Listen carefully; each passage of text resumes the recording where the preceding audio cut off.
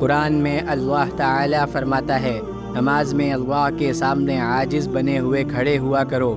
خلاصہ، اگر کوئی شخص کھڑے ہو کر نماز پڑھنے کی طاقت رکھتا ہو تو اس پر فرض اور واجب نماز کو کھڑے ہو کر پڑھنا فرض ہے۔ حضرت زید بن خالد جہنی رضی اللہ تعالیٰ عنہ بیان کرتے ہیں کہ رسول اللہ صلی اللہ علیہ وسلم جب بھی کسی کام کو چھوڑ کر نماز کے لیے نکلتے تو مسواک فرماتے۔